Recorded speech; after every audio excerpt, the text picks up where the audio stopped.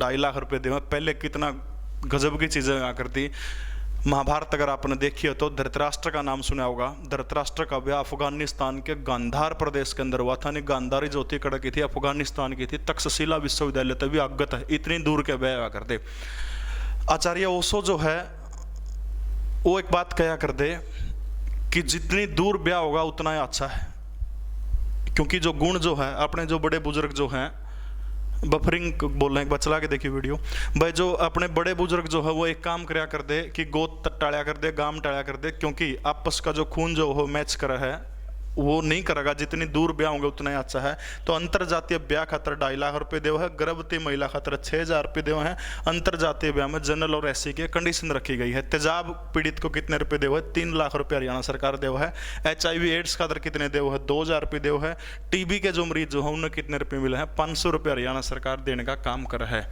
Jassu sir आपके बिना लीसो अधूरा था, आज पूरा हो गया। बहुत बहुत स्वागत है आपका, ऐसी कोई बात नहीं है, ठीक है। अब देखो, राष्ट्रीय पक्षी अभ्यारण्य सुल्तानपुर हरियाणा के कौन से जिले में? बहुत आसान सा प्रश्न है। हरियाणा का जो गुरुग्राम जो जिला है, गुड़गांव जिले के अंदर राष्ट्रीय पक्षी अभ्यारण्य जो है, ठीक है। एक आदमी का नाम आपने सुना होगा, डॉक्टर सलीम अली। बहुत बड़े पक्षी वैज्ञानिक थे डॉक्टर सलीम अली। डॉक्टर सलीम अली के प्रयासों से साल 1971-72 के अंदर गुड़गांव के अंदर साल 1971 में स्थापनाकरण का काम किया था इसका, और उसके बाद में साल 1972 के अंदर जो सुल्तानपुर पक्षी अभ्यारण्य जो इसको जलीय जीवों के लिए क्या कर दिया था? आरक्षित करने का काम कर दिया था, ठीक है। 1972 में जलीय जीवों के लिए आरक्षित कर दिया गया था। अगर नु पूछे हरियाणा के कौन से अभ्यारण्य को पक्षियों का स्वर्ग कहा जाता है, तो याद रखना है पक्षियों का स्वर्ग जो है वो किसको बोला जाओ है? वो जो सुल्तानपुर पक्षी विहार गुड़गांव जो है इसको पक्षियों का स्वर्ग बोला जाता है, या लेक बर्ड सेंचुरी। नु पूछ ले भाई लेक बर्ड सेंचुरी किसको कहा जाता है? तो लेक बर्ड सेंचुरी भी किसको कहा जाओ है? सुल्तानपुर पक्षी विहार को लेक बर्ड सेंचुरी भी कहा जाओ, ठीक है। हरियाणा का प्रमुख जो है इको पार्क, अगर आपसे कोई पूछने का काम करे तो हरियाणा का प्रमुख इको पार्क भी कौन सा है? सुल्तानपुर पक्षी विहार जो हरियाणा का प्रमुख वो है, ठीक है। हाँ, 1991 में नेशनल पार्क बना था, बिल्कुल सही बात है। बहुत इंटेलिजेंट बालक हो, घबराओ ना, बड़े आराम से आसानी के तरीके आप हरियाणा जी के पढ़ने का काम करेंगे, ठीक है। हरियाणा शहरी विकास प्राधिकरण HSVP, ठीक है। HSVP जो है 13 जनवरी की वो तारीख थी जिसमें 13 जनवरी साल 1977 HSVP की स्थापना हुई थी। हाँ, हरियाणा का मुख्य इको पार्क है गुड़गांव का जो सुल्तानपुर पक्षी विहार, ठीक है। 13 जनवरी 1977 को इसकी स्थापना हुई थी। हरियाणा शहरी प्राधिकरण विकास HSVP जो है, पहले इसका नाम उड्डा हुआ करता, बाद में मनोहर लाल खट्टर जो सरकार जो है उसने आके इसको बदलने का काम कर दिया, HSVP बना दिया उड्डा से, ठीक है। तो इसके अंदर के हैं 5713 HSVP दिख दे, कोड याद रख लियो 5713, ठीक है। 5713 याद हो जाओगा। 5713 5713 ना जी कौन याद हुआ है? अरे लग दे कह दे छोरी का नंबर है सबके में याद कर लेगा तो इसका 5713, ठीक है। HSVP जो है हरियाणा शहरी विकास प्राधिकरण HSVP, ठीक है। 5713 5 जोनल प्रशासक, 7 संपदित अधिकारी, 13 जो है वो सहायक अधिकारी हैं, किसमें है? HSVP में, ठीक है। कितने हैं? 5713 याद हो जाओगा। सुनीता देवी बहुत ठीक है। सुखविंदर याद हो जाओगा जी। अनिल उरे तो क्लास ठीक चल रहा है, आपका शायद नेट में गड़बड़ है। सपना चौधरी और न देख के नेट पी गया, वही इब्नू को बफरिंग होने लग रही, उसमें मेरा क्या कसूर काका? गुड इवनिंग बसने जो उनसे लेट जुड़े हैं सारा के सारे। अगला प्रश्न देखो, हरियाणा के किस जिले से ऐतिहासिक ग्रैंड ट्रंक रोड नहीं गुजरता है? GT रोड की बात होने लग रही है, ठीक है। जो GT रोड जो है अपना बेरा है, किसने इसका निर्माण करवाया था? शेरशाह सूरी कहूँगे, लेकिन एक बात याद रख लियो, ध्यान रखनी है कि शेरशाह सूरी से पहले भारत का एक महान शासक हुआ करता था जिसका नाम है चंद्रगुप्त मौर्य। चंद्रगुप्त मौर्य जो था, चंद्रगुप्त मौर्य ने सबसे पहले यो जो इसका निर्माण करने का काम किया था, जिसको आप ग्रैंड ट्रंक रोड बोल रहा है, जो NH1 और NH2 होया करता, ठीक है। लाहौर से पाकिस्तान से लेकर सोनारगांव बांग्लादेश तक जाया करता, जो GT रोड बोला। तो चंद्रगुप्त मौर्य जो है मौर्य वंश का संस्थापक था। इस बंदे ने सबसे पहले कच्चा रास्ता बनाया था, उस कच्चे रास्ते को क्या बोलिया कर दे? उत्तरापथ बोलिया कर दे, ठीक है।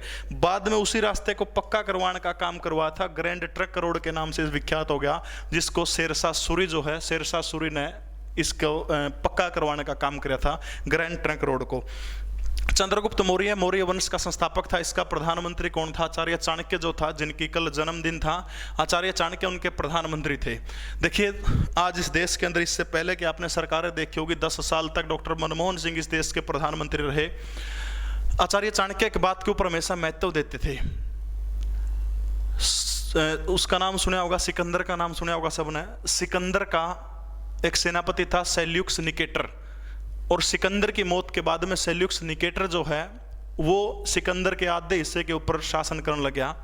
लेकिन जब नू देख लिया कि हाँ हिंदुस्तान के ऊपर एक झंडे के नीचे लाने का काम कर दिया, भारत के चक्रवर्ती सम्राट चंद्रगुप्त मौर्य ने इस देश को एक झंडे के नीचे लाने का काम कर दिया, तब उसने सोचा कि उरे तो रिश्तेदारी बनाने में फायदा है, और सेल्यूकस निकेटर ने अपनी बेटी हेलेना की शादी चंद्रगुप्त मौर्य के साथ में कर दी आचार्य चाणक्य की सहमति के बाद में। अफगानिस्तान कंधार और तक भारत का शासन हुआ करता, अफगानिस्तान तक चंद्रगुप्त मौर्य का शासन हुआ करता। सेल्यूकस निकेटर ने क्या किया, 2 महीना तक चंद्रगुप्त मौर्य ने बोला तेरा शासन प्रशासन में रुकना आऊंगा। चंद्रगुप्त मौर्य की राजधानी जो आज का भोपाल जो है, यानी पाटलिपुत्र, भोपाल सॉरी, जो पटना जो है पाटलिपुत्र के अंदर उसकी राजधानी हुआ कर दी। तो जब उसका रथ, सेल्यूकस निकेटर का रथ जो था, जब कंधार प्रवेश करता, अफगानिस्तान के अंदर प्रवेश करा है ना, उधर से आके उड़ता आके प्रवेश करना, तो उसका गला गुप्तचर ला दिया एक बंदन है, और लगातार 2 महीने तक रहा चंद्रगुप्त मौर्य के दरबार में। जब जान लग गया तो चंद्रगुप्त मौर्य अपने ससुर ने बोला जी आपने 2 महीने में कोई दिक्कत तो नहीं आई? ने बोला एक दिक्कत आई कि बोला जब मेरा रथ ने कंधार से प्रवेश कराया था ना, काबुल कंधार, उसी टाइम तो मेरे गला गुप्तचर लग रहे थे, और आज भी उरे बैठे हूँ, जाऊंगा तो कंधार तक मैंने गुप्तचर छोड़ के आऊंगे। क्या मैंने आपको बेटी दे रखी, क्या मेरे ऊपर इतना विश्वास नहीं हो सकता? चंद्रगुप्त मौर्य बड़ी सभा में बोला या दुस्साहस यो किसने कराया है? तब आचार्य चाणक्य खड़े होते हैं, कहते कि हाँ ये दुस्साहस मैंने कराया है। बोला गुरुजी कारण क्या है इस दुस्साहस का? तब आचार्य चाणक्य बताते हैं कि ये बंदा आपका ससुर होने से पहले एक राजा है, दूसरे देश का शासक है, और ये शासक मेरे देश के अंदर आया है, और मेरा गृह मंत्री होने के नाते, क्योंकि गृह मंत्री कह सकते हैं आज के टाइम में, प्रधानमंत्री होने के नाते मेरा फर्ज बनता है कि दूसरे देश का शासक मेरे देश में किस किस से मिलके जा रहा है। चंद्रगुप्त ने हाथ जोड़ लिया, बोला गुरुजी इतनी बुद्धि मेरे में ठीक होनी। और आज की राजनीति देखें, तब आचार्य चाणक्य ने कहा था कि विदेशी महिला के कुख से पैदा हुआ पुत्र कभी इस देश का भला नहीं कर सकता। महान आचार्य चाणक्य। उत्तरापथ चंद्रगुप्त मौर्य ने कच्चा रास्ता बनवाया था, पक्का ग्रैंड ट्रंक रोड के नाम से जीटी रोड जो था, इसमें बनवाने का काम किया था। तो एक चीज ध्यान रखनी है, जो जीटी रोड जो है, आपने मैप कराया था डाउनलोड बेटा, रहने दे, कोई नहीं पांदा छोड़ दे। अब देखो उत्तरापथ जीटी रोड जो है ऊपर तक लग जाओ, हरियाणा में जब उड़ता प्रवेश करा, अम्बाड़ा जो है आ जाओ, करनाल हो गया, सोनीपत हो गया, पानीपत हो गया, दिल्ली जो जाओ वहाँ पे, यो जो है ग्रैंड ट्रक रोड है। NH44 आप जिसने बोला भारत का सबसे लंबा राष्ट्रीय राजमार्ग जो है NH44, यो सब ने बेरा है रोहतक के अंदर कौन जानता। तो इन तीनों शहरों में से गुजरा है, पानीपत है, सोनीपत है, अम्बाड़ा है, कुरुक्षेत्र है। तो सिर्फ रोहतक एक बच गया। रोहतक में के जाओ है NH9 जाओ है। NH9 हरियाणा का सबसे लंबा राष्ट्रीय राजमार्ग, ठीक है। प्रश्न ने थोड़ा घुमा के नू पूछ लिया है कि हरियाणा से होकर गुजरने वाला सबसे लंबा राष्ट्रीय राजमार्ग कौन सा? तो फिर उत्तर बदल जाओगा, फिर उत्तर क्या हो जाओगा? NH44 जो है, NH44 जो है, यो हरियाणा से होकर गुजरने वाला सबसे लंबा के है राष्ट्रीय राजमार्ग, ठीक है। और शेरशाह सूरी ने हरियाणा के अंदर एक और काम करवाया था, कोस की मीनारों का निर्माण करवाया था। और प्रश्न पूछा गया था कि हरियाणा में कितनी कोस की मीनारों का निर्माण करवाया था? 88 जो है कोस की मीनारें, ठीक है। अभी तो कोर्स आपने फ्री में देखने लग रहे हैं। इस कोर्स की मामूली सी फीस रखी है, सिर्फ 99 रुपये फीस है इसकी। 99 रुपया में अपना 100 घंटे का डाटा लीसो ऐप जो है वो प्रोवाइड कराने का काम करेगा, तो शायद बहुत कम कीमत के ऊपर, ठीक है। उसके बाद में हरियाणा में नू लगा लो पक्की सड़कों का सबसे ज्यादा गंतव्य हरियाणा में पक्की सड़क जो है उनका सबसे ज़्यादा जो गंतव्य जो है वो हरियाणा के कौन से ज़िले में है? हरियाणा का अम्बाड़ा जो ज़िला है, वह जगह अम्बाड़ा जड़ 1857 की क्रांति की हुई थी, शुरू हुई थी, ठीक है। और सबसे कम पक्की सड़कों का गंतव्य कौन से ज़िले में है? हरियाणा का दिल जो है, हरियाणा का जींद जो ज़िला है, इसमें सब तक कम के है पक्की सड़कों का गंतव्य, ठीक है। हरियाणा का पहला बस स्टैंड की बात करें तो साल 1950 के अंदर हरियाणा का पहला जो बस स्टैंड जो है हरियाणा के अम्बाड़ा में शुरू हुआ था, ठीक है। सबसे पहला बस स्टैंड हरियाणा का 1950 में बना था और वर्तमान में इसका नाम किसके नाम पर कर दिया गया है? सुषमा स्वराज के नाम पे कर दिया गया है, ठीक है। सुषमा स्वराज अपना बेरा भाजपा के कद्दावर नेता, विदेश मंत्री बनने वाली पहली महिला, यानी भारत की पहली महिला विदेश मंत्री। वो तो इंदिरा गांधी भी रही थी, लेकिन उसके पास में प्रधानमंत्री रहते हुए विदेश मंत्रालय था। तो भारत की पहली महिला विदेश मंत्री कोई आपसे पूछता तो वो कौन थी? सुषमा स्वराज जो है वो स्वराज कौशल की पत्नी, बानसूरी की मम्मी, वो हरियाणा की भारत की पहली महिला विदेश मंत्री थी, ठीक है। सबसे अधिक पक्की सड़कों का गंतव्य कड़ा है अम्बाड़ा के अंदर है, थोड़ा पूछ ले तो आपसे कड़ा है जींद के अंदर है। क्षेत्रफल की दृष्टि से सड़कों की लंबाई पूछे तो हरियाणा का कौन से जिले में है? भिवानी के अंदर, ठीक है। और जनू पूछा हरियाणा का सबसे बड़ा बस स्टैंड कौन सा है? तो हरियाणा का जो झज्जर जो जिला जो है, हरियाणा के झज्जर का बस स्टैंड जो है वो सबसे बड़ा है, ठीक है। इसे तय मिलता जुलती आप एक बात और पढ़ ले, वहाँ हरियाणा के अंदर जो मोटर व्हीकल एक्ट जो है वो कब लागू हुआ था? तो 2018 के अंदर हरियाणा में मोटर व्हीकल एक्ट, जो नया मोटर व्हीकल एक्ट जो है वो क्या हुआ था? लागू हुआ था, ठीक है। हरियाणा का एक ऐसा गांव भी है जहाँ प्लास्टिक का कचरा की सड़क बनने का काम जो है प्रस्तावित है, वो काम है सोनीपत जिले के गोवाना हल्के का बठ गांव है, कि है बठ गांव सोनीपत के गोवाना जो हल्का जो उसका बठ गांव, और कचरा की सड़क जो है बनाने का काम कराया जाएगा, ठीक है। तो हरियाणा के कौन से जिले में जीटी रोड कौन गुजरता? रोहतक में कौन गुजरता? रोहतक में NH9 जाओ है, बाकी तीनों के तीनों NH44 के ऊपर पड़े हैं। NH जो जीटी रोड जो है सबसे पहले उसका निर्माण उत्तरापथ के रूप में चंद्रगुप्त मौर्य ने करवाया था। जे नुआजा भाई इसका निर्माण, जीटी रोड का निर्माण किसने करवाया था? ऑप्शन में शेरशाह सूरी ना मिले तो फिर कड़ा चले जाइयो, फिर उत्तरापथ का पूछा आपसे, चंद्रगुप्त मौर्य उसका उत्तर हो जाएगा। हरियाणा का सबसे लंबा राष्ट्रीय राजमार्ग NH9 है और सबसे हरियाणा से होकर गुजरने वाला सबसे लंबा कौन सा? 44 है। पक्की सड़कों का सब तक गणा गंतव्य अम्बाड़ा में है, सब तक थोड़ा जींद में है। क्षेत्रफल की दृष्टि से उत्तर भिवानी हो जाएगा। पहला बस स्टैंड 1950 में अम्बाड़ा। सब तक बड़ा बस स्टैंड कौन सा है? झज्जर का है। बठगांव सोनीपत का, इसमें क्या है?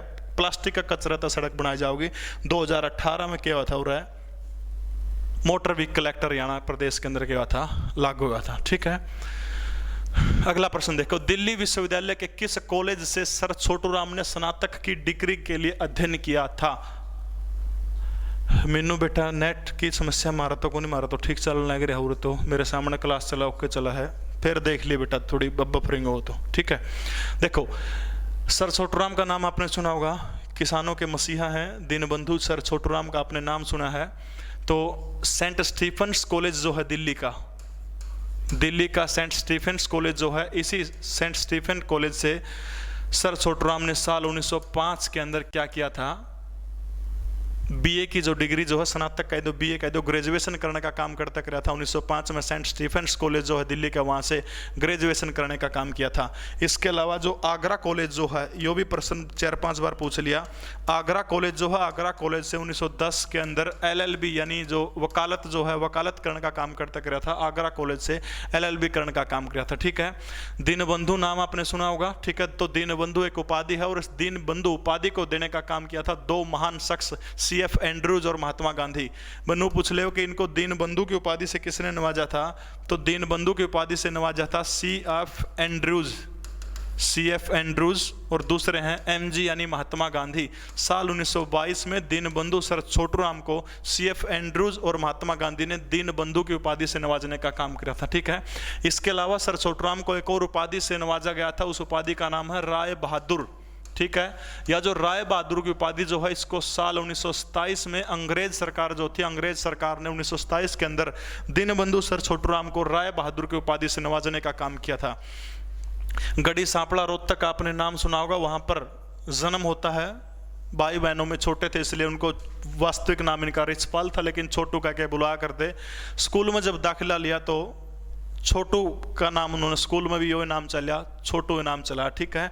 महात्मा गांधी ने जब इस देश के अंदर असहयोग आंदोलन चला था तो याद रखना, अपने एक प्रश्न आया था पीछे से में कि महात्मा गांधी के असहयोग आंदोलन का विरोध करने वाले हरियाणा के प्रमुख नेता कौन थे। तो असहयोग आंदोलन का विरोध करने वाले प्रमुख नेता कौन थे? सर छोटूराम जो है वो हरियाणा के अंदर असहयोग आंदोलन का विरोध किया था सर छोटूराम ने, ठीक है। यह बात आपने ध्यान रखनी है। सबसे बड़ी मूर्ति याद रखना है 64 फीट की मूर्ति जो है रोहतक का जो गढ़ी सांपड़ा जो है, गढ़ी सांपड़ा के अंदर 64 फीट की ऊंची मूर्ति का अनावरण किया था भारत के प्रधानमंत्री नरेंद्र दामोदर दास मोदी ने, ठीक है। यानी छोटूराम स्मारक पूछ ले तो कड़ा है, हरियाणा के रोहतक जिले में के है छोटूराम स्मारक है, 64 फीट की ऊंची प्रतिमा है। राम सुतार नामक भारत के प्रसिद्ध मूर्तिकार हैं राम सुतार, राम सुथार जो है इन्होंने इस मूर्ति को बनाने का काम किया था, राम सुथार, ठीक है। सर छोटूराम जी की जो मूर्ति जो है किसने बनाई थी? राम सुथार ने बनाने का काम किया था।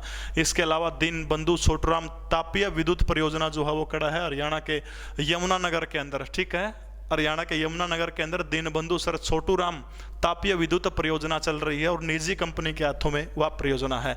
एक किताब ध्यान में रखनी है, वह किताब बार बार पूछ जाओ है, the Kashish of India, the Kashish of India, the Kashish of India किताब का लेखक कोई आपसे पूछे तो सर छोटूराम जो है वो द कशिश ऑफ इंडिया नामक की किताब के लेखक है, ठीक है। द कशिश ऑफ इंडिया नामक किताब के लेखक कौन है? सर छोटूराम है। तो ये बात आपने ध्यान रखनी। इसके अलावा मार्केटिंग बोर्ड की स्थापना भी पहली बार सर छोटूराम ने करी थी 1938 के अंदर। बाखड़ा नंगल डैम जो है इसके वास्तुकार कोई आपसे पूछता है तो बिलासपुर के महाराजा के साथ में संधि करवा के सर छोटूराम ने क्या करने का काम किया था? जो बाखड़ा नंगल प्रोजेक्ट जो डैम जो इसको आगे बढ़ाने का काम किया था। यानी सेंट स्टीफन कॉलेज दिल्ली से 1905 के अंदर ग्रेजुएशन करने का काम किया था। उसके बाद में आगरा विश्वविद्यालय से 1910 में LLB की पढ़ाई स्टार्ट करी थी। 1912 में ट्रेनिंग शुरू कर देते हैं ये, और राय बहादुर की उपाधि 1927 के अंदर अंग्रेजों ने देने का काम किया था। जबकि जो CF एंड्रूज और महात्मा गांधी इन दोनों ने दीनबंधु की उपाधि से साल 1922 में सर छोटूराम को नवाजने का काम किया था। द कशिश ऑफ इंडिया नामक किताब जो है, इस किताब के लेखक कोई आपसे पूछता है तो वो कौन है? Sir Chhoturam. The Kashish of India नामक की किताब के लेखक हैं। छोटूराम स्मारक कोई आपसे पूछता तो हरियाणा के रोहतक जिले के अंदर है। 64 फीट ऊंची प्रतिमा का अनावरण नरेंद्र मोदी ने किया था और राम सुथार ने इसको लिखने का काम किया था। छोरी मेरे पर गुस्सा ना हो, तेरे मोबाइल की दिक्कत है, बफरिंग हो तो, और किसी का कुछ को नहीं होता, तेरे क्यों दिक्कत हुआ? इमोजी भेजा गुस्साड़े।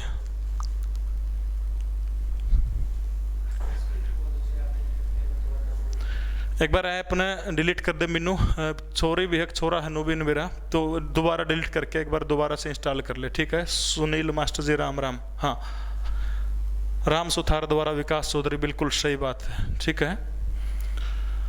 हरियाणा में सिंधु घाटी सभ्यता स्थल कहाँ पर है? सिंधु घाटी सभ्यता विश्व की सबसे प्राचीन सभ्यताओं में से एक है सिंधु घाटी सभ्यता। जब दुनिया के विभिन्न देशों को कुछ भी नहीं पता था, वहाँ पर उसी समय इस देश के अंदर एक सभ्यता ने जन्म लिया था। कुछ सभ्यताओं के नाम आपने सुना होगा। मेसोपोटामिया इराक की सभ्यता, जो मेसोपोटामिया की सभ्यता है, चीन की पीली नदी की सभ्यता है, और एक हमारी महान सिंधु घाटी सभ्यता है। मैं बार बार इस सभ्यता का जिक्र करता हूँ क्योंकि हमारे पूर्वज इतने महान थे, बहुत ज़्यादा महान थे हमारे पूर्वज। आज आप एक चीज़ देखा, काठ जो है लकड़ी का काठ हो ना, पानी में गिर दिया उसने फूल जाओगा, लेकिन सिंधु घाटी सभ्यता के लोग जो घर में पानी हुआ करता ना, वो पानी जो था वो किस रास्ते से जा करता? नाली का रास्ता तो जा करता, वो नाली काठ की बनी हुआ करती और फूलिया कौन कर दी वह नाली। आज आजाद भारत के इतने साल हो गए, इतने सालों के अंदर भी प्रत्येक घर के अंदर शायद आपको शौचालय नहीं मिलेगा, लेकिन सिंधु घाटी सभ्यता 50 लाख की आबादी हुआ करती थी यहाँ, और उसके बावजूद भी सिंधु घाटी सभ्यता के प्रत्येक घर के अंदर कुआं था, प्रत्येक घर के अंदर शौचालय था। कितनी बड़ी बात है हिंदुस्तान के अंदर, आजाद भारत में भी नहीं है। सोचो हमारे पूर्वज कितने एडवांस हुआ करते। तो इनमें से सबने बेरा हिसार जिले का राखीगढ़ी जो है सिंधु घाटी सभ्यता का क्षेत्रफल की दृष्टि से सबसे बड़ा स्थान है राखीगढ़ी, और राखीगढ़ी जो है सिंधु घाटी सभ्यता का स्थल है। पानीपत करनाल कैथल ऑप्शन में है, ये अलग है। तो राखीगढ़ी हरियाणा के हिसार जिले के नारनौंद जो ब्लॉक जो है, या फिर नारनौंद तहसील कह सकते हो, नारनौंद हल्के का एक गाँव है राखीगढ़ी। हरियाणा खालिस्तान को हरियाणवी संगीत के रागिनी और सांग के सूर्य कवि का सम्मान दिया गया है। सूरदास, कूर्मादास, लक्ष्मीचंद। रागनी और सांग का जरा जिक्र आ जाओ तो शुरुआत होगी 1903 के अंदर सोनीपत के जाटी कला के अंदर जन्मे पंडित लक्ष्मी चंद के नाम से शुरुआत होती है। ऐसे महान व्यक्ति युगों युग के बाद में जन्म लेते हैं। आजकल तो गुरु चेला का संबंध किमें भी कौन रह रहा। मानसिंह के शिष्य थे, अंधे मानसिंह को अपना गुरु माना था और इनके प्रसिद्ध शिष्य पंडित मांगेराम का नाम आपने सुना होगा। पाणसी के अंदर जिनका जन्म हुआ था। गुरु चेले की आपसी में लड़ाई मैच की, मांगेराम जी की और लक्ष्मीचंद की आपस में लड़ाई होगी। हाँ, तेरी जाकी के मैं गोला मारूं बाट गोफिया सनका, लड़ाई होगी दोनों गुरु चेलिया की। तो लक्ष्मीचंद ने बोला जा कड़ जाओगा, रागनी तो मेरे नाम की गाओगा। उस दिन के बाद कहते हैं कि पंडित मांगेराम ने कभी भी लक्ष्मीचंद की बनाई रागनी नहीं गाई। आपकी न्यारी रागनी गढ़ी। पंडित लक्ष्मीचंद के 2 ऐसे शिष्य हुए हैं जिन्होंने उनका मान सम्मान किया और उनकी कभी भी रागनी नहीं गाई, जाट मेर सिंह और मांगेराम। उसके बाद में मांगेराम ने खुद की रागनी बनाई। सारी रागनियां में नाम किसका लिखा, लक्ष्मीचंद का लिखा, टेक गला उनकी लगाई। लेकिन कड़ा वो था या छोरी मड़ी ही बफरिंग होगी और यहाँ काटन लग गया, तेरी सासू को कुकर आग रही तो ये गार्डन जो गई। अनपढ़ होते हुए बेहतरीन किरदार, बिल्कुल। रागनी सुना दे और रागनी सुन का टाइम को फिर नो मास्टर तो खाम खा के काम करने लग रहा है। सुरजीत कौर, ज्योति खान। तो लक्ष्मीचंद जो है मानसिंह इनके गुरु थे। कई बार बहुत बार ये प्रश्न पूछा गया है कि मानसिंह जो थे वो लक्ष्मीचंद के गुरु थे। लक्ष्मीचंद के शिष्य पंडित मांगेराम, जाट कवि मेहर सिंह जो थे उनके शिष्य हुआ करते। ठीक है, कई नामों से लक्ष्मीचंद को जाना जाओ है, जैसे सांग सम्राट, सांग सम्राट, सूफी दर्शन की मीरा, सूफी दर्शन की मीरा, सूर्य कवि या कवि सूर्य, सूर्य कवि या फिर कवि सूर्य भी किसको कहा जाता है, पंडित लक्ष्मीचंद को कहा जाता है। संपूर्ण कविता का कालिदास, संपूर्ण कविता का कालिदास भी किसको कहा जाओ है, लक्ष्मीचंद को संपूर्ण कविता का कालिदास कहा जाओ है। सूरदास को हिंदी साहित्य का सूर्य कवि आप कह सको। ठीक है, सूफी दर्शन की मीरा, सूर्य कवि, कवि सूर्य, संपूर्ण कविता के कालिदास और सांग सम्राट के नाम से किसको जाना जाता है, पंडित लक्ष्मीचंद को जाना जाता है। पीड़िया किस अवसर पर गाया जाता है, बहुत आसान प्रश्न है। राहुल राव इब्नी बेटा फिर कभी टाइम लगा जब पीड़िया किस अवसर पर गाया जाता है। अरे जमाए आसान प्रश्न है। Amrita good evening sir, very good. जन्म के अवसर पर, ठीक है। तो जब बालक होया करे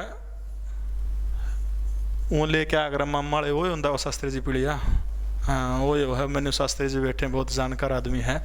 तो सब ने मेरा पीड़िया किसके ऊपर गाया जाओ, तो जन्म के ऊपर गाया जाओ है। बड़ा आसान सा प्रश्न है। मीनू चल बड़े ऐप चोरी तरह। क्षेत्रफल की दृष्टि से हरियाणा का सबसे कम मात्रा में जंगल वाला जिला है। बहनों पूछा हरियाणा में सबसे कम जो वन जो है इनमें से कौन से जिले के अंदर है। ठीक है, तो एक दिखने लग रहा है 0.71% जो हरियाणा की जो गुलाबी नगरी जो है फतेहाबाद, फतेहाबाद के अंदर फिरोज शाह तुगलक ने जिस फतेहाबाद को बसाया था, और वनों की दृष्टि से हरियाणा में सबसे थोड़े वन जो हकड़ा हैं फतेहाबाद के अंदर हैं। अगर आप पूरे हरियाणा के अंदर बात करें तो हरियाणा के 1586 वर्ग किलोमीटर, ठीक है, 1586 वर्ग किलोमीटर हरियाणा की भूमि के ऊपर जो है वो वन है। 44,212 वर्ग किलोमीटर में से 1586 वर्ग किलोमीटर के ऊपर के हैं हरियाणा में वन है। परसेंटेज की बात करें तो टोटल 3.59%, हरियाणा के 3.59% जो भूमि जो है परसेंटेज में पूछा तो इतने हिस्से के ऊपर के है वन है। और उन्होंने पूछा कि हिंदुस्तान के टोटल क्षेत्रफल के कितने परसेंट के हरियाणा पर भूभाग है, तो 0.2%, ठीक है। पूरे देश का 0.2% है। हरियाणा की कुल भूमि का 3.59% है और टोटल 1586 वर्ग किलोमीटर जो हरियाणा का हिस्सा जो है इसके ऊपर के हैं वन है, ठीक है। कुछ वना के नाम ध्यान रखने हैं। आपने सुना होगा द्रौपदी जो पांडव जो थे वन में गए थे, काम्यक वन, व्यास वन, काम्यक वन जो है, व्यास वन जो है, महाभारत से संबंधित दोनों के दोनों वन है। सूर्य वन है, अदिति वन है, शीत वन है। सूर्य वन, अदिति वन और शीत वन, ये वनों के नाम आपने ध्यान रखने हैं। ये प्राचीन वन है और सारे के सारे हरियाणा के कुरुक्षेत्र जिले के आसपास के वन है, ठीक है। हरियाणा के काम्यक हो गया, व्यास वन हो गया, सूर्य वन हो गया, आदिति वन हो गया, शीत वन हो गया। यह हरियाणा के कुरुक्षेत्र जो जिला जो है, कुरुक्षेत्र जिले के अंदर आसपास पाए जा करते महाभारत काल के अंदर। अमित तंवर, आज बैच में रौनक आई है, आप लोगों का प्यार है बहुत बहुत। अनिल यादव सही है। करंट अफेयर की भी करवा दो। हाँ, करंट अफेयर भी जोड़ रखे मैंने, इसमें पाऊंगे 10-12% करंट अफेयर के भी आऊंगे। कुछ खास करंट अफेयर बनया को नहीं है।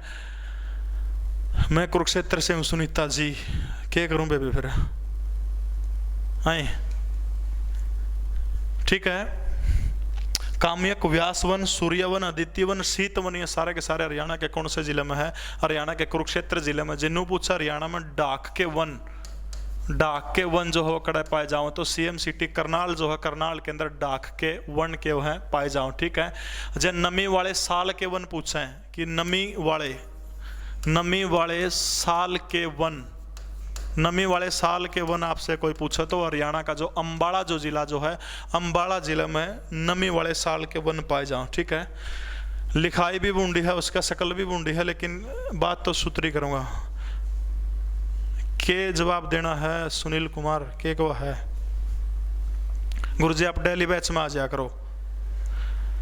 हाँ, बतलाओगे आप सारे तारे सवाल जवाब करांगे। लास्ट के 5-7 मिनट जो होता रहेगा बतलाऊंगा, ठीक है, फिर वो करांगे। मुकेश बागड़ी, बेटा टेम नहीं है, एक बार वो करना है। लाइट जारी है, इन्वर्टर पर काम चला रखा है, लाइट बच जाएगी, दिक्कत हो जाएगी, ठीक है। तो काम पर ध्यान देने में मन लगा फायदा है, ठीक है। तो और क्षेत्रफल की दृष्टि से सबसे थोड़े जंगल कड़ा है फतेहाबाद के अंदर, सब तक गणे पूछे तो पंचकूला के अंदर। टोटल हरियाणा की 1586 वर्ग किलोमीटर। हरियाणा के परसेंटेज पूछे तो 3.59, टोटल देश का पूछे तो 0.2% है। काम्यक, व्यास, सूर्य, आदित्य, शीतवन, ये सारे के सारे कड़ा है कुरुक्षेत्र के अंदर है। डाक के वन करनाल के अंदर है। नमी वाले साल के वन आपसे कोई पूछे तो हरियाणा का अंबाला जो जिला, ठीक है। हरियाणा पंजाबी साहित्य अकादमी का वर्तमान निर्देशक कौन है, ठीक है। तो हरियाणा पंजाबी साहित्य अकादमी का वर्तमान निर्देशक डाक के वृक्ष है, उसके ऊपर जो पानी की बूंद हो है, तेल की बूंद हो है, पत्ता के ऊपर कुछ नहीं टेका, उसके ऊपर नुकन कर दे वह डाक कत्ती नहीं पाता भाई, उसका कोई असर नहीं होता, ठीक है। सारे के सारे इसके उत्तर गलत हैं। सुनील वशिष्ठ जो है वो वर्तमान समय में, सुनील वशिष्ठ वो वर्तमान समय में हरियाणा पंजाबी साहित्य अकादमी के निर्देशक हैं। राष्ट्रीय स्वयंसेवक संघ की शाखा से निकला हुआ सिपाही है सुनील वशिष्ठ। इनको तृतीय वर्ग प्रशिक्षित है राष्ट्रीय स्वयंसेवक संघ के। उसके बाद में इनको इतनी बड़ी जिम्मेवारी दी गई कि हरियाणा पंजाबी साहित्य अकादमी के वर्तमान समय में क्या है, निर्देशक हैं। तो इसमें ये उत्तर है को नहीं, थोड़ा देख लियो, ठीक है। पंजाबी गौरव अवार्ड दिया जाता है, 2.5 लाख रुपये उस पंजाबी गौरव अवार्ड जो साहित्य अकादमी के द्वारा दिया जाओ है। पंचकूला के अंदर इस अकादमी का क्या है, एड ऑफिस है, एड क्वार्टर है, ठीक है। आगे देखो सुनील वशिष्ठ, यह बात ध्यान रख लियो। बादशाह औरंगजेब के विरुद्ध मुख्य विद्रोह था जिसका नेतृत्व 60 लोगों के द्वारा किया गया था। सिख विद्रोह, सिपाही विद्रोह, सतनामी विद्रोह, उपरोक्त में से कोई नहीं। देखो औरंगजेब का नाम आपने सुना, हाँ गुरुजी पहली क्लास, बहुत बहुत धन्यवाद। अरे इतना आसान प्रश्न है, नु कहीं में से कोई नहीं। औरंगजेब के खिलाफ विद्रोह, अरे इतना आसान सा प्रश्न है। सतनामी विद्रोह, कौन सा विद्रोह है? सतनामी विद्रोह। एक गांव पड़ा है हरियाणा के महेंद्रगढ़ डिस्ट्रिक्ट के नारनौल के समीप में, एक गांव पड़ा है बीजासर गांव, बीजासर, ठीक है। इस बीजासर गांव के अंदर एक किसान रहा करता, किसान का नाम था वीरबान। यो वीरबान जो था क्या करा करता, अपने खेती बाड़ी करा करता। और खेती बाड़ी करते करते इसमें क्या मामला था वीरबान का, कि बड़ा शांत आदमी था, परमात्मा प्रभु को पाने वाला आदमी था, ठीक है। नू को न्यांड्या करता कि गाड़मों को मोटरसाइकिल पर चढ़ के अपने बाल बुल टेढ़े बह के चक्कर काटे, जड़ा भी थोड़ी हिन्नू लागा, गुंजाइश लागा, उड़े जाए ले। लेकिन भगवान ने पूजनीय आदमी था। इसकी एक और खास बात क्या थी, वीरबान जो था, संत रैदास का नाम आपने सुना होगा। संत रैदास का एक शिष्य हुआ जिसका नाम था उद्दा, और जो उद्दा जो थे वो वीरभान के गुरु थे, ठीक है। इनने क्या किया, बीजासर गांव में आसपास में अपना भक्ति करनी शुरू कर दी, परमात्मा में लीन रहो। सिर के मुंडिया कहा कर दे, न सारा शरीर पकड़ा है, कोई बाल बुड़ को नहीं आकर दे कि मैं भी, इसलिए इनको मुंडिया कहा कर दे, ठीक है। ये सेलियां के ये लुगाई छोरी तो आज पड़वान लगी है के चिमटी चमटी के लोग कर ये उं रखा कौन कर दे डाकी सारा शरीर के, तो मुंडिया बोलिया कर दे। नु पूछ ले, एक प्रश्न पूछा था भाई मुंडिया किसने कहा जाए, तो सतनामी जो लोग जो उनको मुंडिया कहा जा करता। बात समझ में आएगी। तो जो वीरबान जो था, ऐसा इसका प्रचार हो गया, अपना को नहीं होता गामा में पूछा पाछा करने लग जाए, ये भगत भुगत है, माता है जो है, लुगाई छोरिया में तो घड़िया आकर बेरा नहीं के चक्कर है। और बालाजी की मारा घर आई हो, बालाजी गाना गाओगे, गाना गाने तो नू कूदन लग जाएगी, बेरा नहीं बालाजी उसे की बाट में बैठा था। कुकराओ है आदमी, पूरी जो महिला जो है बालाजी के बरा कितना बड़ा आकार था, वो कुकर फंसेगा उसमें, लेकिन बनाए रखे हैं। लेकिन ये शुद्ध भक्ति जो थी परमात्मा को पाने की, वो करया कर दे। तो धीरे धीरे क्या था, इसका जो प्रचार होता गया, जब प्रचार आगे बढ़ा तो एक दिन क्या हुआ, भक्ति करण खातर जो मुगल बादशाह औरंगजेब जो था, औरंगजेब के सैनिक आगे, औरंगजेब के सैनिकों ने इनके ऊपर हमला बोल दिया। तब औरंगजेब के सैनिकों को भगाने का काम कर दिया सतनामी लोगों ने। देखो शस्त्र के भी जानते थे, शास्त्र भी जानते थे, शस्त्र और शास्त्र दोनों की विद्या इनके पास थी। पूरा का पूरा नारनौल जो है, नारनौल के ऊपर 1672 की बात है, क्या कर दिया, जो सतनामी जो लोग थे, सतनामी लोगों ने नारनौल पर कब्जा कर लिया। और तब अपनी इन लोगों ने क्या कर दिया, अपनी ही एक व्यवस्था बना ली, कानून व्यवस्था बना दी, लोगों से टैक्स लेने लगे, और टैक्स लेके इसके ऊपर नारनौल के ऊपर सतनामियों का कब्जा हो गया। और औरंगजेब की जितनी भी सेना आंदी, ये लोग क्योंकि इसे थे कि इन पे खोण न कुछ कौन था, मतलब पाण न कुछ कौन था, खोणे खोण न था, घर तक दूर रहा कर दे, मोह आया था, सारी चीज़ें तो दूर हो गए थे। क्यों नहीं आकर था, जो कर अपना 45 साल का आदमी हो जाए, लुगाई दौड़ जाता होगा, पर न मिले क्यों बीड़ी तोड़ेगी, मंडल की चिंता रहो, लुगाई की चिंता को रंदी। तो यो काम था, मतलब इन तो पीसा मोह माया लुगाई चोरी सारी चीज़ें दूर थे बंदे, तो मरण मारने तैयार थे, ठीक है। और मरण मारने तैयार थे तो क्या हो गया, नारनौल के ऊपर कब्जा कर लिया, दिल्ली मात्र 16 मील दूर रहेगी। तब औरंगजेब ने सोचा कि तो अड़बैद करनी पड़ेगी, तब तोप भेजी, 10,000 की सेना भेजी। और एक राजा था विष्णु कछुआ, गद्दार कहूंगा मैं तो, राजा नहीं था, विष्णु कछुआ, विष्णु कछुआ। ये जो विष्णु कछुआ राजा जो था, सतनामी विद्रोह में मुगलों का नेतृत्व, अगर आपसे कोई पूछता तो इसने किसने किया था, मुगलों का नेतृत्व विष्णु कछुआ की ओर से किया गया था, ठीक है। यह बात ध्यान रखनी है, मुगलों की ओर से सतनामी विद्रोह का नेतृत्व। 10,000 की सेना आ गई, लेकिन 5,000 लोग सतनामी मारे गए, कुछ बच गए 200-300, लेकिन बादशाह को पीठ दिखा के उड़े खड़े रहे, क्योंकि मरण मारना तैयार थे। और वो पछले जो बच गए, मुगल औरंगजेब की 200 शाही अफसरों की हत्या कर दी, और उसके बाद में उनको भी बोटियों से काट दिया गया। तो हरियाणा का इतिहास का प्रसिद्ध सतनामी विद्रोह 1672 के अंदर हुआ था, ठीक है। 60 लोग जो मुख्य थे उनके द्वारा नेतृत्व किया गया था। बीजासर गाँव वो गाँव है हरियाणा का जहाँ से सतनामी आंदोलन खड़ा हुआ था। और खड़ा करने का श्रेय कोई आपसे पूछता तो वीरबान नामक व्यक्ति के द्वारा, वीरबान के गुरु थे उद्दा, उद्दा के गुरु थे संत रैदास, ठीक है। विष्णु कछुआ एक शासक है। विष्णु कछुआ ने क्या किया था, जो मुगल सेना जो उसकी तरफ से सतनामी विद्रोह का नेतृत्व करने का काम किया था। अगला प्रश्न देखो, निम्नलिखित में से कौन सा ऋग्वेद में, पृग्वेद नहीं है, ऋग्वेद है, ठीक है। ऋग्वेद में उल्लेखित सप्त सिंधु या 7 नदियों में नहीं आता। सप्त सिंधु प्रदेश या फिर सप्त सैंधव प्रदेश क्या कर दे। राहुल आपका कमेंट शो होने लग रहा है बेटा, ठीक है। जमा जी से आ गया जी, पटन राम अवतार, बहुत बहुत धन्यवाद आपका। विकास चौधरी, सुनील मारकंडा, प्रवीण यादव, हिंदू धर्म में बेरानी भाई, कमेंट बहुत तेजी से चलने लग रहे बेटा, बहुत जल्दी जल्दी आने लग रहे हैं, तो समझ को नहीं आ, दोबारा टाइप कर दे एक बार, ठीक है। देखो सप्त सिंधु प्रदेश कौन से हैं, 2 चीज याद रखने आपने। एक तो सिंधु शब्द आ गया, 7 नदी हैं सप्त सिंधु प्रदेश में, 7 नदियों के आसपास का जो हिस्सा जो है उसको सप्त सिंधु प्रदेश कहा जाओ है। सबसे पहले देखो सिंधु शब्द आ गया, तो एक तो सिंधु नदी लेनी है आपने ऊपर से, ठीक है। सिंधु हो गया, झेलम, चिनाब, रावी, ब्यास, सतलुज, सरस्वती, ठीक है। ये नदी है। रावी, यमुना, मारकंडा, झेलम। यमुना का जो इलाका जो है यो भी किसके अंदर आ जाओ, सब सिंधु प्रदेश के अंदर आ जाओ है। तो सिर्फ एक बच गया इसके अंदर, क्या बच गया, मारकंडा जो है। मारकंडा जो है किसमें को नहीं आंदा, सप्त सिंधु प्रदेश के अंदर आओ है। बालक बहुत गणे होंगे जिले स्वैप के ऊपर, आप लोगों की दुआ है कि गणे होंगे बालक। ऐसा तो कुछ नहीं, बहुत सस्ते में सिर्फ 99 रुपया में आप इस बैच ने ली स्वैप के ऊपर जाकर खरीद सको, सिर्फ 99 के अंदर। शायद इस तो सस्ता तो कुछ भी कौन मिले। इतना का तो मन लागत हमें रिचार्ज करवा देंगे होगा अगले का 99 तो क्या आंदा होगा शास्त्री जी। शास्त्री को मन के फिर अपना हिंदी वाले बेचारे बहुत बोले वाले आदमी है, बहुत शुद्ध आदमी है आत्मा के। निम्नलिखित में से हरियाणा के किस जिले की सीमा 2 राज्यों से लगती है, बताओ वैसे बस। ए बड़े विष्णु, सुनील, ज्योति खान, मुकेश बागड़ी, 598। अच्छा रिचार्ज लिखा है 598 का, पढ़ ले बेटा। ये रिचार्जा में कुछ कौन दे रहा, ये तो पछले दिन नरी ताड़ी बजान का रह जाएगा। Very good. यमुनानगर जो है हरियाणा का, यमुनानगर जो जिला जो है इसकी सीमा जो है हिमाचल प्रदेश, उत्तराखंड और उत्तर प्रदेश के साथ में भी थोड़ी सी टच करती है। रेवाड़ी और महेंद्रगढ़ जो है दोनों की सीमा किससे टच कर है, राजस्थान से इन दोनों की सीमा टच करती है। और हरियाणा का चरखी, दादरी और रोहतक 2 ऐसे जिले हैं जिनकी सीमा किसे गलबी को लगती। ठीक है विकास चौधरी, बहुत बहुत धन्यवाद आपका भाई, आप लोगों की दया है, दुआ है, आप लोगों का प्यार है। ठीक है राहुल, बहुत बढ़िया।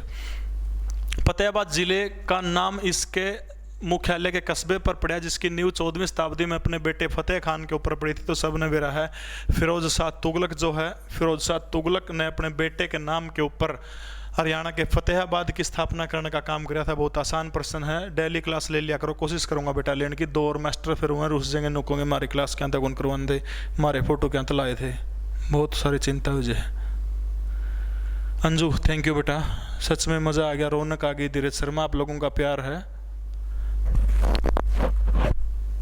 प्रवीण यादव, सर हिंदू धर्म में महिलाओं का शमशान जाना क्यों मना है, मरा लगदर, इतने से प्रश्न भी पूछ ले है। लंबे कभी चर्चा करूंगा इसके ऊपर, बहुत विस्तार में जाना पड़ेगा इस चीज़ के ऊपर। Rahul Sharma thank you. अब वो बताने लग गया कि क्यों जाना, तो 15-20 मिनट खराब हो जाएगी, इतना मेरा इन्वर्टर बोल जाएगा, क्लास बीच में रह जाएगी। ठीक है तो सबने मेरा फिरोज शाह तुगलक ने हिसार की स्थापना भी करी थी, हिसार को किला का है। ठीक है तो फिरोज शाह तुगलक वो शासक है, जिक्र करांगे एक दिन फिरोज शाह तुगलक का भी, यूट्यूब के ऊपर करांगे। हो रहा तो ठीक को नहीं, क्योंकि पीछे देके पड़ो हो रहा तो। निम्नलिखित में से कौन सा हरियाणा का भूगोलिक लक्षण नहीं है, निम्न शिवालिक की पहाड़ियां, बांगर भूभाग, यमुना, गग्गर का मैदान और चंबल घाटी। बहुत आसान प्रश्न है। ठीक है निम्न शिवालिक की पहाड़ियां जो है हरियाणा के उत्तर पूर्वी भाग में शिवालिक की पहाड़ियां हैं। बांगर का क्षेत्र हरियाणा के मध्य भाग की तरफ, या जो यमुना के भाग का क्षेत्र है। यमुना गग्गर का मैदान जो है पूरा हरियाणा सिर्फ 2 नदियों के बीच में बसा है, यमुना और गग्गर के बीच में हरियाणा बसा हुआ सिर्फ एक बच गया। चंबल घाटी जो है ये हरियाणा की भौगोलिक विशेषता का लक्षण चंबल घाटी नहीं है। चंबल एक नदी है जो यमुना नदी की सहायक नदी है। ठीक है चंबल घाटी का हमारा हरियाणा तक कोई संबंध कोई नहीं। ठीक है मीनू, पूजा सरोहा, अतुल, विकास चौधरी वेरी गुड, राजस्थान में है, बहुत बढ़िया भाई, बड़े अच्छे बंदे हो। निम्नलिखित की स्थापना बाबर द्वारा 1526 में इब्राहिम लोदी को हराने के बाद हिंदुस्तान के सिंहासन पर विजय की स्मृति में की गई थी। शाह कलंदर मस्जिद, काबुली बाग मस्जिद, लाल किला और मयूर सिंहासन। देखो सबसे पहले तो 1526 में इब्राहिम लोदी को हराने का काम किसने किया था, बाबर जो था। बाबर ने पानीपत का पहला जब युद्ध हुआ था 1521 के अंदर, 21 अप्रैल 1526 को पानीपत के पहले युद्ध में बाबर ने इब्राहिम लोदी को हराने का काम किया था। धोखे से रहा था उस बंदे ने। बाबर के पास तो सेनाएं कितनी थी, मात्र 20,000 सेना थी, और इब्राहिम लोदी के पास में 5 लाख से ऊपर की सेना थी। उसके बाद भी हार गया। याद रखिए इस देश के अंदर चाहे बाबर हो, चाहे अकबर हो, चाहे शेरशाह सूरी तो चल यहीं का था, चाहे चंगेज खान का नाम सुना होगा आपने, जितने भी बाहर से विदेशी आक्रांत आए, चाहे अंग्रेजों की बात मैं करूं, कभी भी इस देश के अंदर वो लोग सेना लेके नहीं आए थे। इस देश के गद्दारों ने हमेशा से ही विदेशी लोगों का साथ दिया था, उसके कारण हिंदुस्तान गुलाम रहा था। कभी वो लोग सेना लेके नहीं आए। बाबर तो पानीपत के पहले युद्ध में लड़न तक पहले राणा सांगा की मदद खातर, बस के बोलो नुका के मास्टर बूंडा बोला है, जमा उकड़ू के जा लिया था, सेवक जा लिया था। राणा सांगा ने लड़न तक मना कर दिया था। रात के अंधेरे में इब्राहिम लोदी के ऊपर अटैक किया था और उस अटैक के बाद में फिर जो थी पानीपत के पहले युद्ध में तोप का गोलों का प्रयोग किया था। और उसके बाद में बाबर की एक बहू थी जिसका नाम था काबुली, और अपनी बहू का प्यार में काबुली बाग मस्जिद बनवाने का काम किया था, पानीपत के अंदर है। और मुगल काल की हरियाणा में प्राचीन इमारतों में से एक मानी जाओ है काबुली बाग मस्जिद। अपनी रानी की अपनी जीत की याद में अपनी रानी का नाम पर बना दिया। पढ़ लिया करो, तांबी बहू का नाम पर किमें न किमें तो बना लोगे, नहीं कुछ नहीं बाबा व ताड़ी बाजे, ऐसा काम हो जाएगा। बरना का को बाबा भी बैज के लिखा करा के उसे अड़ा किमें न किमें खोज ले। मौका है, अतिथि देव बहु इसी चीज ने तो बिठा दिया पे, चीज तो यह है। अजय फोन आएगा किसी का, देखिए अटेंड करिए, बोल दे क्लास में, ठीक है। विनोद ठाकुर बहुत बहुत धन्यवाद आपका। तो काबुली बाग मस्जिद कड़ा है, हरियाणा के अंदर है। काबुली बाग मस्जिद पानीपत में है। बाबर ने इसको बनवाने का काम किया था जब इब्राहिम लोदी को हराने का काम किया था 1526 के अंदर, ठीक है। मयूर सिंहासन शेरशाह, मयूर सिंहासन का जिक्र यहाँ नहीं होगा क्योंकि मयूर सिंहासन का संबंध काबुली बाग से नहीं है। इसका जिक्र भी आप करांगे। ईरान का एक शासक था वो ले गया था इसने, बाद में जिक्र करांगे इस सिंहासन का भी। ये आगे देखो थोड़े से करंट अफेयर के प्रश्न है। पूजा बहुत अच्छा पढ़ाते हो बेटा, आप लोगों की दुआ है, आप लोगों का प्यार है। सो स्वीट सर रे हे छोरी, विकास चौधरी रहने दे छोरे, किमेंद्र रहन बात में। नादिर शाह, हाँ बिल्कुल बहुत बढ़िया बात है आपकी। आशा मलिक सर जी, अच्छा क्या था जोड़ा है गार्डन जोगी, इतने दिनों बाद रोज आया करूँगा बेटा, ना डर। शास्त्री जी अपने साथ तो, हाँ शास्त्री जी तो मेरे दिल के टुकड़े हैं, जिगर के टुकड़े हैं। पिछले 7 सालों से अभिमन्यु शास्त्री जी का निरंतर आशीर्वाद मेरे सर के ऊपर बना हुआ है। Haryana engineering work portal launch किया हरियाणा सरकार ने, ठीक है। दिखने लग रहा है वह सब ना नुक्का नू। तो ये जो पोर्टल जो है हरियाणा इंजीनियरिंग वर्क्स पोर्टल, जो इस पोर्टल के ऊपर क्या किया जाएगा, जो कर को टेंडर टुंडर छूटा उसकी बोली लगा करा उस खातर है, ठीक है। यह बात ध्यान में रखनी है, गणा खास जुगाड़ से को नहीं हो मैर लियो रट्टा। देखो ई बाजाओ संजीवनी परियोजना, एकीकृत स्वास्थ्य समाधान, ये बहुत इंपॉर्टेंट है, बहुत जरूरी है यह बात, ठीक है। 24 मई 2021 को हरियाणा के करनाल जिले से या कोरोना में या महामारी शुरू किया गया था, ठीक है। संजीवनी परियोजना जो है इसके अंदर क्या था, जो 200 डॉक्टर जो हैं वो फोन पे बताओगे भाई कोरोना आ रहा है तो के दवाई गोली लेनी है, स्वास्थ्य का हालचाल पूछेंगे, ठीक है। कोविड की किट तैयार करी गई थी 6500 और गणाए सौदा यो है, इनकी जरूरत को नहीं, बस 2 चीज याद रख लियो। संजीवनी परियोजना का संबंध किससे है, कोविड-19 से है, ठीक है। और कड़त शुरू हुई थी यह परियोजना हरियाणा के करनाल जिले के ग्रामीण क्षेत्र से यह योजना शुरू हुई थी। पूछा कद शुरू करी थी, तो मनोहर लाल खट्टर ने 24 मई 2021 को यह योजना लॉन्च करी थी, ठीक है। Amit Malhotra, really sir you are a genius teacher. बेटा ऐसा कुछ नहीं है, आप लोगों का प्यार है, आप लोगों की दुआ है, माय फेवरेट सर। हॉस्पिटल में भीड़ कम करने के लिए, हाँ राहुल बहुत बढ़िया बात है सर। अब कहाँ थे अब तक बेटा, कोरोना हो गया था, अब भी कमजोरी है, बोलिया कौन जानता ऐसा काम हो रहा है, बहुत घातक बीमारी है, ठीक है। तो बच के रहने में फायदा इससे। संजीवनी परियोजना हरियाणा के करनाल जिले से शुरू हुई है, ठीक है। 24 मई 2021 को संजीवनी परियोजना हरियाणा के करनाल से शुरू हुई थी, बस यह बात ध्यान रख लियो। अगली परियोजना है मुख्यमंत्री बाल सेवा योजना, बहुत इंपॉर्टेंट है, इस तरह की योजना पेपर में बहुत पूछ जाओ है। अतुल मास्क लगा के रखा करो, उरा कड़ा लाऊं मास्क, तो 2 जने बैठे हैं, शास्त्री जी बैठे हैं, चाहे अपने टेक्निकल अजय बैठे हैं, हाँ।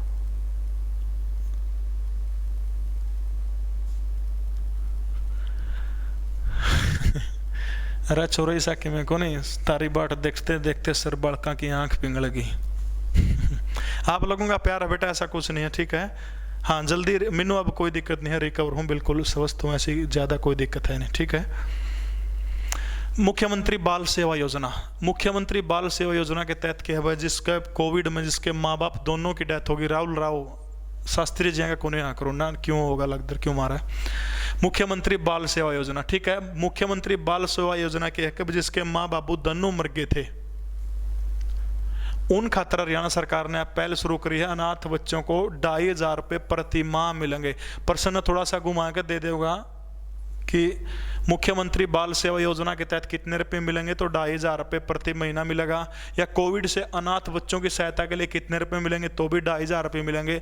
अन्य खर्च जो होंगे उसके पढ़ाई लिखाई के, उसका 12,000 रुपये 1 साल के मिलेंगे। यह बात राहुल राव लगेंगे भाई, बायोलॉजी वाले सर भी, उनका पूरा परिवार कोरोना से पीड़ित था और बड़ी मुश्किल से सर रिकवर हो, इस वजह से क्लास नहीं लगी, सारी लग जाएंगे, थोड़ी सी टिकाई कर ले।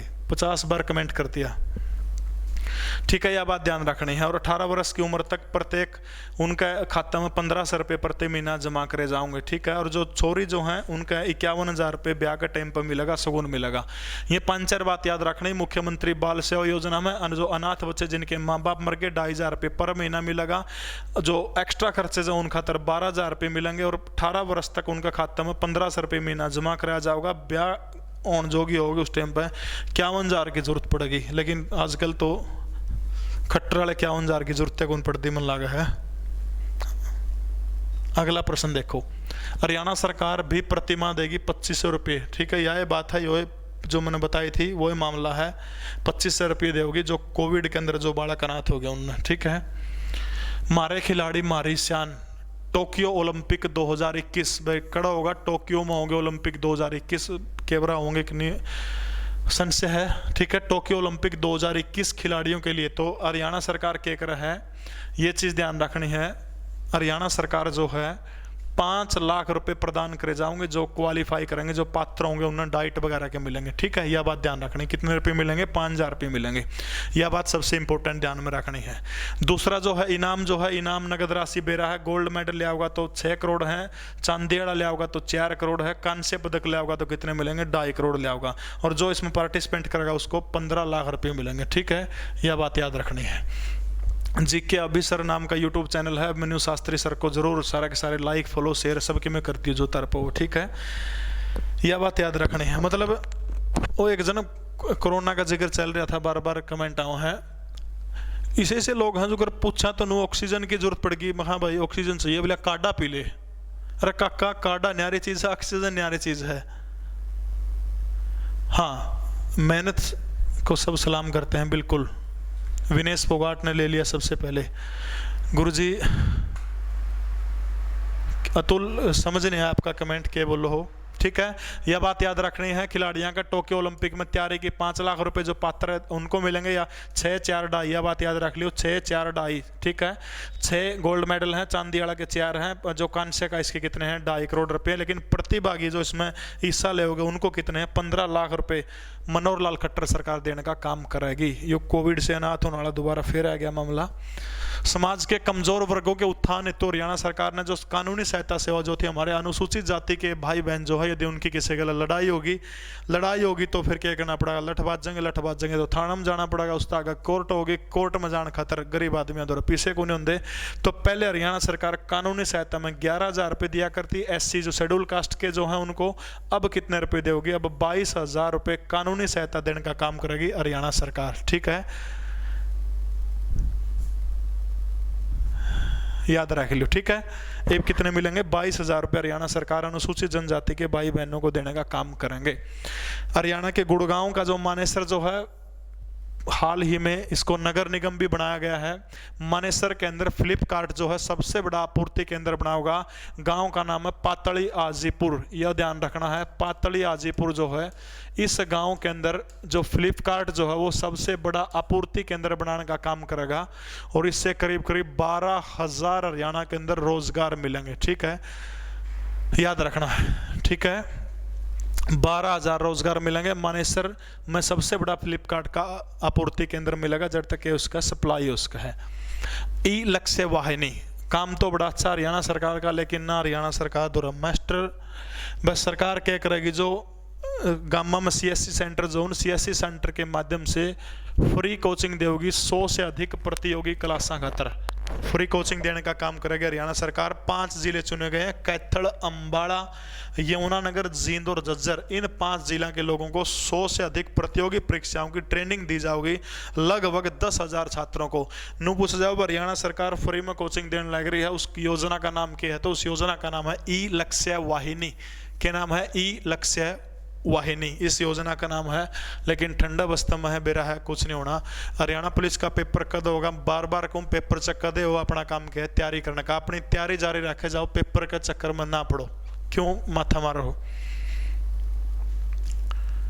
GMDA और FMDA के लिए अहम फैसले, देखो यो ऊँ तो ये फैसले पूछ लेता अपने कि मैं काम के कोने ना पेपर में मन तो लगता कौन पूछेंगे, लेकिन ये फुल फॉर्म जो है ये पूछ ले होंगे कि GMDA और FMDA की फुल फॉर्म की है। गुड़गांव महानगर विकास प्राधिकरण, हिंदी वाले लिख लें, गुड़गांव महानगर विकास प्राधिकरण, ठीक है। और फरीदाबाद गुड़गांव, फरीदाबाद महानगर विकास प्राधिकरण, फरीदाबाद और गुड़गांव इनकी फुल फॉर्म जो है वो आपने याद रखनी है। गुड़गांव महानगर जो है Gurgaon metropolitan development authority, Faridabad metropolitan development authority, अंग्रेजी इतनी आंधी को नहीं, उच्चारण गलत भी हो इसका ही ध्यान रख लियो। हरियाणा पुलिस का बैच बहुत जल्दी आएगा, जून के आखिरी हफ्ते के अंदर बैच आ जाएगा, ठीक है। हाँ, इस कोर्स की फीस जो आप देखने लग रहे हो सिर्फ 99 रुपये है। 99 रुपया के अंदर आपको 100 घंटे हरियाणा जीके कराई जाओगी, ठीक है। यानी 100 क्लास मिलेंगी पूरी हरियाणा जीके, और गला करंट अफेयर जो है करंट अफेयर में कराऊंगा, तो सारी की सारी चीज़ें कवर होगी सिर्फ 99 रुपया में, इस बैच की कीमत है, ठीक है। तो ये रखना है, यो गुड़गांव महानगर विकास प्राधिकरण, फरीदाबाद महानगर विकास प्राधिकरण, ये नाम याद रख लियो दोनों। हरियाणा में एक उत्सव चला था मनोहर लाल ने, CET का बैच भी आओगा, कॉमन बैच आओगा, उसमें सारी चीजें होगी। अनूप आपका कमेंट दिखा को नहीं, एक बार दोबारा से करने का प्रयास करें, कमेंट बहुत तेजी से चल रहे दिखने को लग रहे, ठीक है। महामहिम बाबा भीमराव अंबेडकर जी, महात्मा ज्योतिबा फूले, इनको आदर्श मान करके, क्योंकि 14 अप्रैल को डॉक्टर भीमराव अंबेडकर की जयंती होती है, इसलिए इसी दिन को लेकर के 11 से 14 अप्रैल को हरियाणा के अंदर एक उत्सव मनाया गया था, दवाई भी कड़ाई भी, टीका उत्सव, यह बात ध्यान रखनी, ठीक है। टीका उत्सव भाई, नए बैच भी शुरू कराएंगे अनिल यादव थोड़ा बहुत। ग्राम शिव का बैच जो कॉमन बैच शुरू कराएंगे, जो CET में भी काम आएगा, ग्राम शिव में भी काम आएगा, हरियाणा पुलिस में सारा सौदा में काम आएगा, ठीक है। अमर पवार PDF की आपसे कोई कमिटमेंट हमने नहीं करी थी, लेकिन कोशिश करेंगे आपने PDF देने की, नोट्स देने की, लेकिन कमिटमेंट ही है, अभी मैं इसको पक्का नहीं मान सकता, काम चल रहा है इसके ऊपर, ठीक है। तो टीका उत्सव हरियाणा में, कोरोना का टीका उत्सव कब चला गया था याद रखनी, 11 से 14 अप्रैल 2021 के बीच में हरियाणा में क्या था, टीका उत्सव। ज्योति खान टेलीग्राम चैनल है मेरा, वो आप ज्वाइन कर सकते हैं, GK परवीन उड़ान, टेलीग्राम पे जाके सर्च करोगे GK परवीन उड़ान, फेसबुक के ऊपर सर्च करोगे GK परवीन उड़ान, वहां मैं आपको मिल जाऊंगा। इंस्टाग्राम के ऊपर परवीन उड़ान के नाम से ID है, ऑर्डर भी पा जाऊंगा, ठीक है। बहुत ND% है। Sewerage treatment plant STP Fatehabad के पपिया पार्क में ये शुरू हुआ। देखो सीवरेज ट्रीटमेंट प्लांट क्या है, सीवरेज का पानी इसमें आ जाएगा, उसके बाद में साफ करके उल्टा लोगों ने पीने का काम करेगी हरियाणा सरकार। दिल्ली में तो कई दिन तो चल रहे, अपना हरियाणा में भी शुरू हो गया। तो नू रखना कि ध्यान नू रखना कि हरियाणा के अंदर सीवरेज ट्रीटमेंट प्लांट STP कड़ा शुरू हुआ, तो फतेहाबाद के पपिया पार्क जो है इसके अंदर STP शुरू हुआ है। या थोड़ा सा घुमा के नू पूछ लेगा कि जापानी कंपनी डाइकी एक्सिस इंडिया जो है, इसके सहयोग से हरियाणा के कौन से जिले में STP सीवरेज ट्रीटमेंट प्लांट शुरू हुआ, तो यह बात रखनी है किसके सहयोग से शुरू हुआ है, जापानी कंपनी है डाइकी एक्सिस इंडिया, इसके सहयोग से STP sewerage treatment plant Fatehabad के पपिया पार्क जो है ओड़ा शुरू होया, ठीक है। सर हम लिख लेंगे नोट्स में मजा ना आता, हाँ मिन वो आपकी मर्जी है बेटा, कैसे भी करो,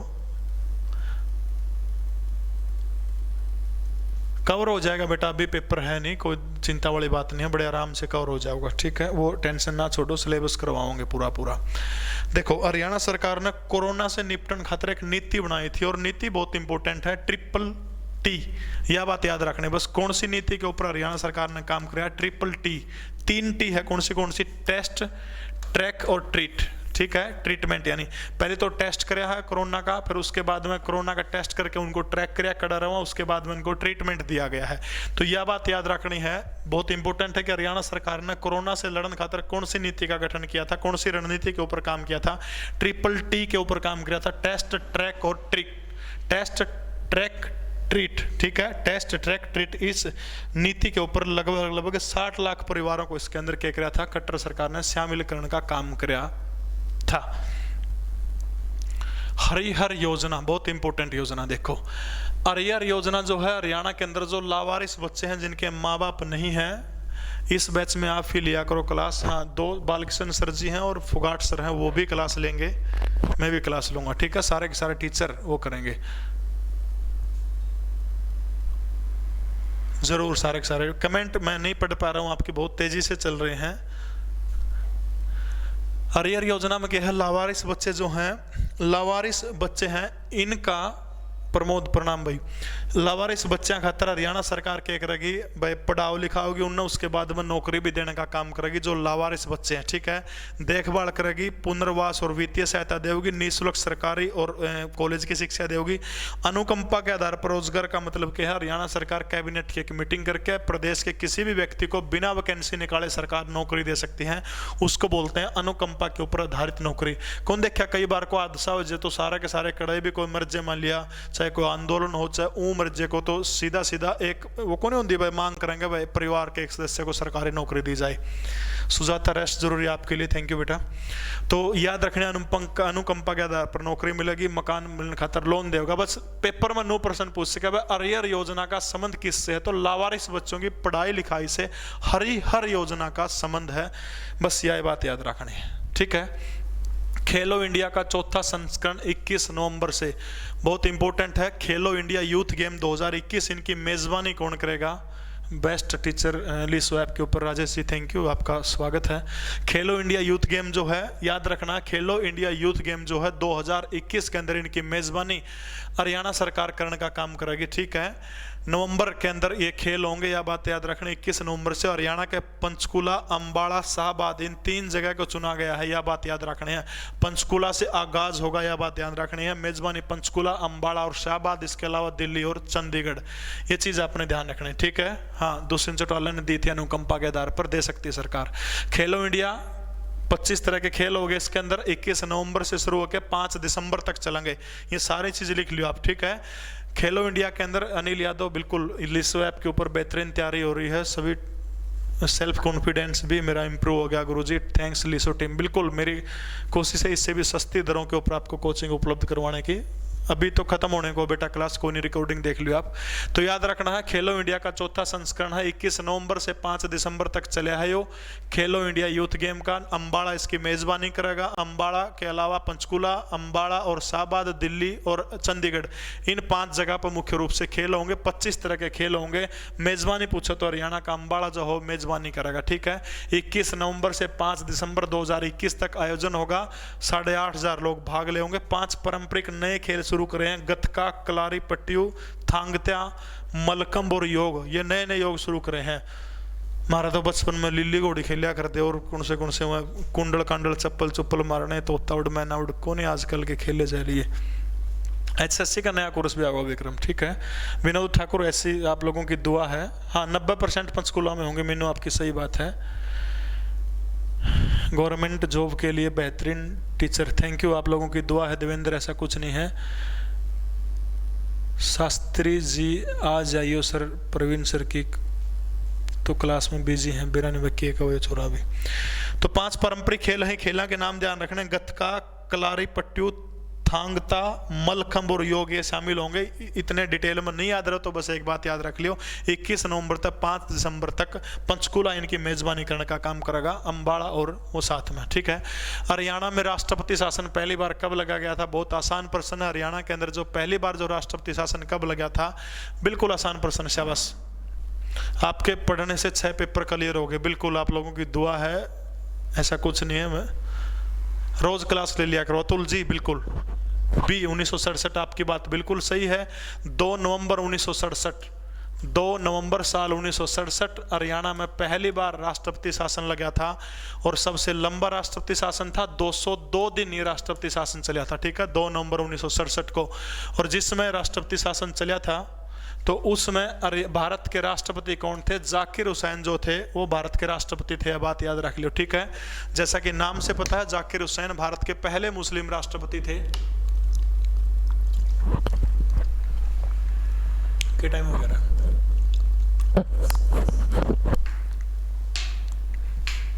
ठीक है, जाकिर हुसैन भारत के पहले मुस्लिम राष्ट्रपति थे। डॉक्टर राजेंद्र प्रसाद, उसके बाद में डॉक्टर राधा कृष्णन दूसरे राष्ट्रपति, तीसरे राष्ट्रपति डॉक्टर जाकिर हुसैन, संदीप अलाउत राम राम। 5:37 हो गए। हाँ, तो बोर तो नहीं हो रहे? बंद करूं क्लास ने? राकेश मुंदरी, तब भी ठीक है भाई। जाकिर हुसैन भारत के पहले मुस्लिम राष्ट्रपति थे। डॉक्टर राधाकृष्णन और राजेंद्र प्रसाद, ये जो दोनों जो थे, इनके बाद तीसरे राष्ट्रपति बने। पहले दोनों राष्ट्रपतियों के कार्यकाल में कभी भी मांसाहार राष्ट्रपति भवन में परोसा नहीं गया था, कभी भी। लेकिन डॉक्टर जाकिर हुसैन ने मांसाहार शुरू किया था। एक मुस्लिम राष्ट्रपति ने मांसाहार राष्ट्रपति भवन में शुरू किया, और एक मुस्लिम राष्ट्रपति डॉक्टर APJ अब्दुल कलाम, मेरे मसीहा, उन्होंने इसको बंद करने का काम किया था। डॉक्टर कलाम साहब तो फर्श के ऊपर, टाट के ऊपर, दरी के ऊपर बैठ के राष्ट्रपति भवन के कर्मचारियों के साथ में खाना खाया करते थे। इसलिए इस देश के अंदर व्यक्तित्व की पूजा नहीं होती, कर्म की पूजा होती है इस देश के अंदर। पहली बार 202 दिन पूछा हुआ है। हरियाणा में सर्वाधिक लंबे समय तक राष्ट्रपति शासन कब लगा था? 1967। तारीख थी 2 नवंबर 1967 को सबसे लंबा था, ठीक है।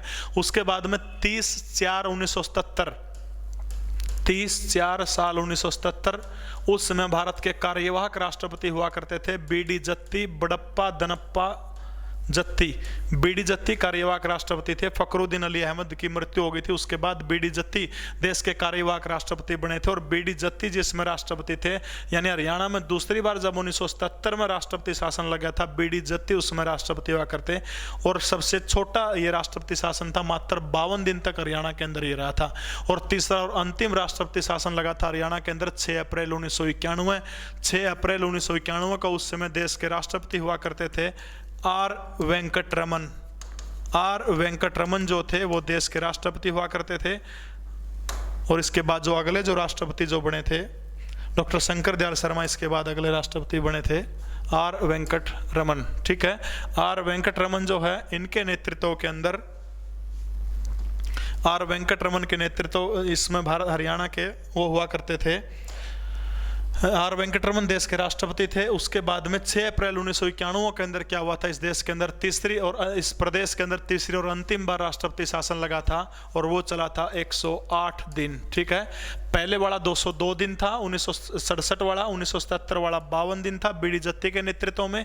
और 6 अप्रैल 1991 को R वेंकटरमन जिसमें देश के राष्ट्रपति थे, 108 दिन तक देश में तीसरी बार राष्ट्रपति शासन लगा था। बहुत बार आप लोगों के मन में प्रश्न होता होगा कि एक बार मेरा ये टेस्ट क्लियर नहीं हुआ तो ये हो गया, दूसरा नहीं हुआ तो ये हो गया। जय हिंद बेटा, बहुत सारे प्रश्न आते होंगे। R वेंकटरमन का नाम आपने सुना होगा। R वेंकटरमन बहुत पढ़े लिखे व्यक्ति थे। और एक बार क्या हुआ, R वेंकटरमन आंध्र प्रदेश के किसी विश्वविद्यालय के अंदर चले गए। वहां पर 2 पोस्ट थी। पहली पोस्ट जो थी वो क्लैरिकल की थी, और दूसरी जो पोस्ट जो थी वो असिस्टेंट प्रोफेसर की थी। लेकिन जब R वेंकटरमन ने कुलपति के पास गए और कहा कि मेरी योग्यता मास्टर डिग्री है और मेरे को आप असिस्टेंट प्रोफेसर की जॉब दीजिए, लेकिन रिश्वत का बोलबाला था, तब आंध्र प्रदेश के उस विश्वविद्यालय के कुलपति ने कहा कि हमारे पास में लिपिक की नौकरी है, वो आप करना चाहते हैं तो कर सकते हैं। R वेंकटरमन ने वो नौकरी करने से मना कर दिया। समय बदलता है, देश आगे बढ़ता है, तो बहुत सारे देशों के अंदर इनको राजदूत के रूप में रखा गया। एम्बेसडर बन के बहुत सारे देशों के अंदर ये गए। और उसके बाद में एक दिन क्या होता है, आंध्र प्रदेश जिसमें भारत के राष्ट्रपति बन जाते हैं, 1987 के बाद की बात की घटना है, जिसमें भारत के राष्ट्रपति थे। आंध्र प्रदेश के उसी विश्वविद्यालय से इनको न्योता आ गया कि आइए आप हमारे जो समारोह जो है यूनिवर्सिटी का, उस समारोह के अंदर आप शामिल होइए। और तब भारत के तत्कालीन राष्ट्रपति R वेंकटरमन उस समारोह में शामिल होने के लिए चले जाते हैं। उसी मंच के आगे कुर्सियां लगी हुई हैं, और कुर्सियों के ऊपर प्रथम पंक्ति के अंदर वही कुलपति बैठा हुआ जिसने कभी R वेंकटरमन ने इसी विश्वविद्यालय के अंदर असिस्टेंट प्रोफेसर की नौकरी देने से मना कर दिया है। जैसे ही R वेंकटरमन बोलने के लिए खड़े होते हैं तो सिर्फ एक बात कहते हैं कि मैं प्रथम पंक्ति में बैठे हुए इस व्यक्ति का शुक्रगुजार हूं। दे सुन दे कुलपति का जाडा चढ़ गया कि राष्ट्रपति नु क्या तक हुआ है। लेकिन R वेंकटरमन का तो याद थी कि यो बंदा अगर मैंने उस दिन असिस्टेंट प्रोफेसर लगा देता तो मैंने कौन जानर, इस यूनिवर्सिटी के आसपास के लोग जानर, और तो गणा सा कोई कौन जानर। आज मैं भारत का राष्ट्रपति हूं, दुनिया के तमाम देशों के राष्ट्राध्यक्ष मुझसे मिलने के लिए आते हैं, पूरा हिंदुस्तान मुझे जानता है। इसलिए जिंदगी में कुछ ना मिले तो गणा गम ना करया करो। टूट जे है तो बैरी की में नहीं मिले तो नौकरी वाली तो बात अलग है, गणा अफसोस ना करया करो, ठीक है। तो हरियाणा में अंतिम बार राष्ट्रपति शासन 6 अप्रैल 1991 के अंदर लगा था। इन जुल्फों को यूं बांधे ना रखा करो, इन जुल्फों को यूं बांधे ना रखा करो, हवाएं नाराज हो जाती हैं। आगे चला, कौन यहाँ समझ में? विश्व विरासत स्थलों में से एक कालका शिमला रेल मार्ग। प्यार में बहुत टूट लिए जी बालक भाई, मेरे पे तो इलाज है कौन कि मैं, बाकी फायदा उठाया जाएगा, नहीं टूटेगा तो। देखो, विश्व विरासत स्थलों में से कालका शिमला रेल मार्ग जो है कब बनी थी, तो जमा आसान सा प्रश्न है लेकिन बहुत इंपॉर्टेंट है, याद रखना है। 1898 के अंदर कालका शिमला रेल मार्ग की शुरुआत हुई थी। 1903 के अंदर यह जो रेल मार्ग जो है इसके ऊपर ट्रेन चलनी शुरू हुई थी, लेकिन इसको विश्व विरासत का दर्जा दे दिया गया। ठीक है, विश्व विरासत का दर्जा दे दिया गया है, विश्व विरासत। ठीक है, 1903 के अंदर रेल जो इसके ऊपर शुरू हुई थी चलनी, 1898 के अंदर कालका शिमला रेल मार्ग जो है इसके ऊपर काम शुरू हुआ था। ठीक है, और वर्ल्ड हेरिटेज का दर्जा कब दिया गया था इसको? साल 2008 में इसको दर्जा दिया गया था। और भी बहुत बढ़िया चीज़ है, टाइम लगा तो नौकरी लग गया पाछे, ब्याह यहाँ पाछे, आखिर जॉब कब मिलेगी अंजू मलिक? इस देखो, हरियाणा में कोई बड़ा पेपर होया नहीं है। 2019 सितंबर के बाद में, क्लैरिकल के बाद में ग्राम सचिव का था, वो बेरा कैंसिल हो गया था। मोहित कुमार रोहिला गुरु जी को कोटि कोटि नमन, आप सबको प्रणाम। पढ़ोगे तो यार जॉब भी मिलेगी, कोई बड़ी चीज़ कौन। ठीक है सर, बहुत बढ़िया पढ़ाओ हो, मैं आपका वेट करता हूँ कि आपकी क्लास कब होगी। होशियार सिंह, बहुत बहुत धन्यवाद आपका। बबीता, कितनी बार बताऊं बेटा, कोरोना हो गया था, अब ठीक सु, कोई दिक्कत कौन। ठीक है, पंडित जसराज का संगीत निम्नलिखित में से किस घराने से संबंध रखते हैं? तो बहुत आसान सा प्रश्न है। हरियाणा के हिसार जिले के पीली मंदोरी के अंदर साल 1930 में जन्मे, अब तो पीली मंदोरी हरियाणा के फतेहाबाद जिले के अंदर है, लेकिन सबसे इससे पहले हिसार जिले में वाक़दा साल 1930 के अंदर जन्मे थे। किस से संबंध रखते हैं पंडित जसराज? मेवाती घराना जो है उससे संबंध रखते हैं। संगीत मार्तंड की उपाधि इनको दी जाती है, हरियाणा सरकार के द्वारा संगीत मार्तंड की उपाधि इनको दी गई है। ठीक है, इसके अलावा एक और उपाधि है स्वामी हरिदास, स्वामी हरिदास, लेकिन इंडिया से जी इनका भर गया था, अमेरिका में रहने लगे थे। स्वामी हरिदास संगीत रत्न की उपाधि से भी इनको नवाजा गया है। स्वामी हरिदास संगीत रत्न की उपाधि से पद्मश्री, पद्म विभूषण, देश के तमाम पुरस्कार इनको मिल चुके हैं। हरियाणा के पीली मंदोरी में जन्म हुआ, पिछले दिनों इनकी मृत्यु हो गई। मेवाती घराने से पंडित जसराज संबंध रखते थे। वह पाकिस्तान का पहला प्रधानमंत्री था, उसका जन्म स्थान हरियाणा के करनाल में हुआ था। वो कौन था? नोबी ने मेरा पता, तो पाकिस्तान का पहला प्रधानमंत्री जो था मोहम्मद अली जिन्ना नहीं था। 2008 में मिला था भाई, वर्ल्ड हेरिटेज का दर्जा सीखा। ठीक है, हाँ, पाकिस्तान का पहला प्रधानमंत्री कौन था? लियाकत अली खान जो था। लियाकत अली खान वो व्यक्ति है जो भारत का पहला वित्त मंत्री हुआ करता था, जिसमें 2 सितंबर 1940 को नेहरू के नेतृत्व में इस देश में अंतरिम सरकार का गठन होता है। उसी अंतरिम सरकार में मुस्लिम लीग की तरफ से प्रतिनिधित्व करते हुए लियाकत अली खान जो थे वो भारत के पहले वित्त मंत्री बने थे। उसके बाद जब देश आज़ाद होता है, देश के 2 टुकड़े हो जाते हैं। 2 टुकड़ों के बाद में लियाकत अली खान पाकिस्तान जाते हैं, पाकिस्तान के पहले प्रधानमंत्री बनते हैं। मोहम्मद अली जिन्ना को आपको पता होगा, पाकिस्तान के राष्ट्रपिता का दर्जा मोहम्मद अली जिन्ना को प्राप्त है। बंटी, आपका कमेंट शो हो रहा है बेटा, कमेंट बहुत तेजी से चल रहे हैं। ठीक है भाई। अंजू मलिक, पानीपत में तो मैंने कभी नहीं बताया जन्म इनका, करनाल में जन्म हुआ था। ठीक है, आपका शायद कोई गलत फहमी है और किसी का बताया होगा। तो लियाकत अली खान है, 1951 के अंदर थोड़े साल पाकिस्तान के प्रधानमंत्री रहे, रावलपिंडी के अंदर। ठीक है, हाँ, पाकिस्तान में हुआ था। भजनलाल का जन्म भी बहावलपुर में, आज शायद भजनलाल का कुछ है। ठीक है, तो लियाकत अली खान 1951 के अंदर पाकिस्तान के अंदर रावलपिंडी के अंदर एक बाग है, लियाकत बाग के नाम से उसको जानते हैं। उसी बाग के अंदर 1951 के अंदर लियाकत अली खान को गोलियों से भून दिया गया था, पाकिस्तान के पहले प्रधानमंत्री को। अजीब घटना है, 1951 के अंदर इस बाग के पास में गोलीकांड होता है और उस गोली के अंदर पाकिस्तान के पहले प्रधानमंत्री लियाकत अली खान मारे जाते हैं। और इस घटना के करीब करीब 50 से 51 साल बाद 27 दिसंबर 2008 को इसी लियाकत बाग जो है रावलपिंडी के बाग के पास में बेनजीर भुट्टो जो पाकिस्तान की पहली महिला प्रधानमंत्री थी, उसके ऊपर भी गोलियों से हमला कर दिया गया, उसकी भी हत्या कर दी गई थी पाकिस्तान के अंदर। तो ये बात ध्यान रखनी है। लियाकत अली खान का जन्म हरियाणा के करनाल जिले के अंदर हुआ था। खालिस्तान में एक विरासत संग्रहालय, भारत में इकलौता बाप का इंजन है। लोग को सेड नो पूछ रखा, बाप का आखिरी इंजन जो है जो काम कर रहा है वो कड़ा है, ठीक है। तो याद रखना है, रेवाड़ी के अंदर बाप का इंजन म्यूजियम के अंदर रखा है। इसका नाम क्या है? फेरी क्वीन जो है, इसका नाम क्या है? फेरी क्वीन इस इंजन का नाम है, ठीक है। पाकिस्तान नहीं बताया बेटा, कभी आप गलत समझने लग रहे हो, ठीक है। और कि मैं बताया होगा छोरी।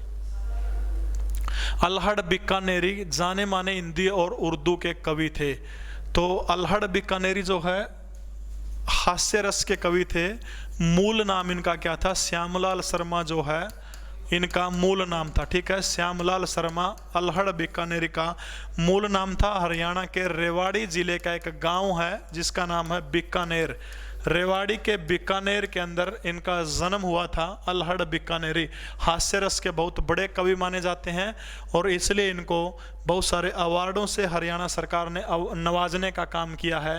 हरियाणा गौरव अवार्ड इनको दिया गया था, हरियाणा गौरव अवार्ड। इसके अलावा काका हाथरसी पुरस्कार भी उर्दू में दिया जाता है। काका हाथरसी पुरस्कार भी भारत के राष्ट्रपति ने इनको देने का काम किया था 1996 के अंदर। इसके अलावा अल्हड़ बीकानेरी हास्य सम्मान दिया जाता है हरियाणा सरकार के द्वारा। अल्हड़ बीकानेरी हास्य सम्मान 1 लाख रुपए उस सम्मान की इनामी राशि है। अल्हड़ बीकानेरी हास्य सम्मान की इनामी राशि कितनी है? 1 लाख रुपए इनामी राशि है, ठीक है। हाँ, अब हास्य कवि है सुरेंद्र शर्मा है, वो महेंद्रगढ़ से हैं, बिल्कुल 2 लाइनों का कवि बोला जाता है। तो आज के लिए इतना ही। आप सब स्वस्थ रहें, खुश रहें, मस्त रहें।